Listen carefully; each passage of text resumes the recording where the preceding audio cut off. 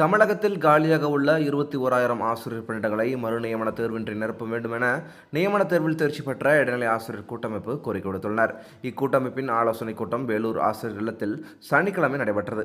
கூட்டத்திற்கு பார்த்திபன் தலைமை வகித்தார். மாநில ஒருங்கிணைப்பாளர் விஷ்ணுபிரியா, மாநில பொருளாளர் ரோகேஸ்வரி ஆகியோர் முன்னிலை வகித்தனர். செய்தியாளரிடம் தெரிவித்த போது, தமிழகத்தில் 2013 முதல் 2022 ஆண்டு வரை பலமுறை ஆசிரியர் தகுதி தேர்வில் தேர்ச்சி பெற்றும் பணி நியமனம் வழங்கப்படாமல் தகுதி தேர்வு சான்றிதழ் வாழ்நாள் சான்றிதழாக மாற்றப்பட்டது. இதையடுத்து 2018 ஆண்டு அரசாணைப்படி தகுதி தேர்வு மட்டுமின்றி நியமன தேர்விலும் தேர்ச்சி பெற வேண்டும் என அறிவிக்கப்பட்டது. எனினும் 8 ஆண்டுகளில் 2024 ஒரு முறை மட்டுமே நியமன தேர்வு நடைபெற்றது. அதில் சொற்ப அளவாக 2768 காலி பணியிடங்கள் மட்டுமே அறிவிக்கப்பட்டு 20 மாவட்டங்களில் மட்டுமே பணி நியமனம் நடைபெற்றது.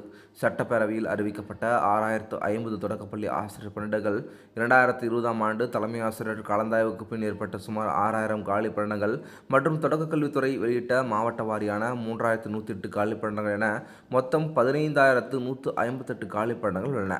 ஆனால் 2024 நடைபெற்ற நியமன தேர்வில் தேர்ச்சி பெற்ற தகுதியுள்ள ஆசிரியர்களின் எண்ணிக்கை 21,515 ஆகும்.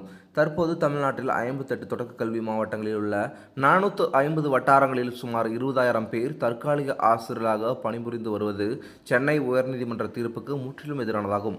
எனவே தற்காலிக ஆசிரியர் பணி நியமனங்களை நீக்கிவிட்டு காலியாக உள்ள பணியிடங்களுக்கு மறுநியமன தேர்வு இல்லாமல் தகுதியுள்ள 21,515 ஆசிரியர்களுக்கும் புதிய அரசாணை மூலம் பணி நியமனம் வழங்க வேண்டும்.